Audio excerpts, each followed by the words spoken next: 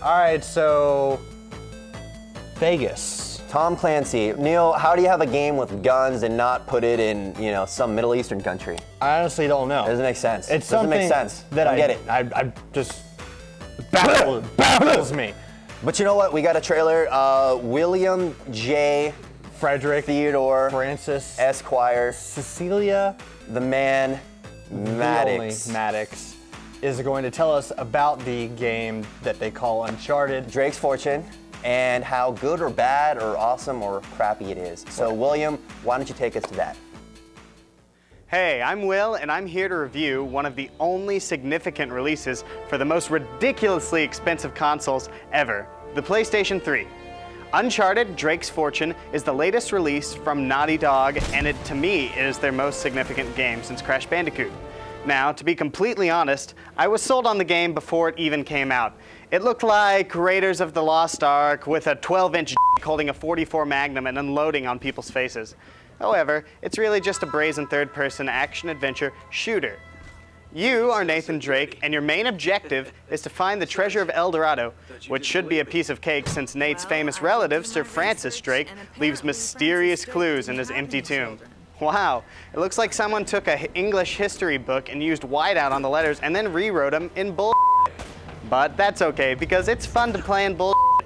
So, you and your longtime treasure hunting colleague, Sully, are off to glory in search of the riches of El Dorado.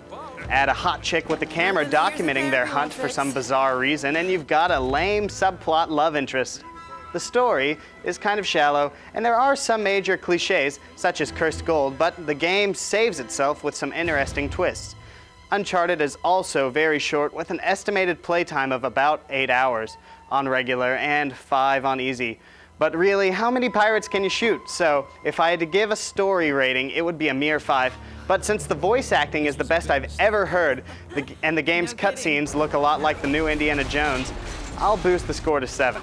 Okay, now to me, the gameplay is incredibly fun. It feels almost like an older generation action-adventure, but in 3D and with tremendous graphics rammed up its ass. So, you know, you only have a few weapon options and you're always scrounging for ammo, which adds to the difficulty. And, you know, Drake also utilizes a duck and cover system like Gears of War. And if there's something all games have to have in them now, it's a bizarre climbing element, which I like to call neo-platforming. In other words, you know likey climby, you know likey gamey. But to those who gots the bloodlust, there are too many pirate shootouts, just like in that amazing game GoldenEye. So if you don't like slaughtering bad guys over and over again, you should really cut off your thumbs and never play video games again. Gameplay gets an 8.5. The graphics for this game are incredible, and I mean incredible.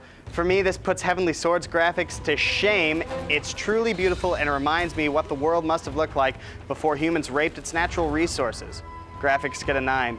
The music is pretty great, but there aren't great variations on it. I mean, how cool can gun sounds get? You know, the music's kind of repetitive, so it gets a 7.5. Presentation gets a perfect 10.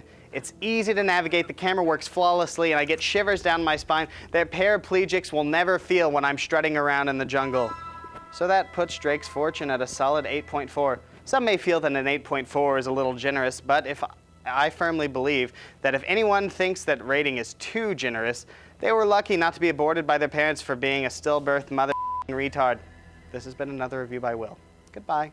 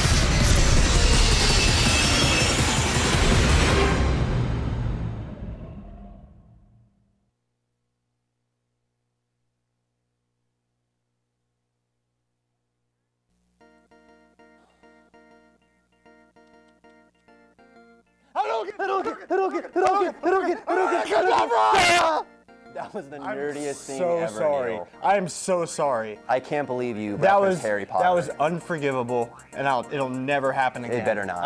You're You're so close to fired. I'm. Neil, that was the season premiere of Video Game Hour Live. But you know what? We got a live show coming right after these credits. We're gonna play Unreal Tournament 3. Unreal Tournament 3, and Neil, you and I are badasses at the game, so it should be pretty fun to watch. Played it all my life since I was a baby. So stay tuned, guys, for the live portion, and thanks for watching. Video Game Hour Live!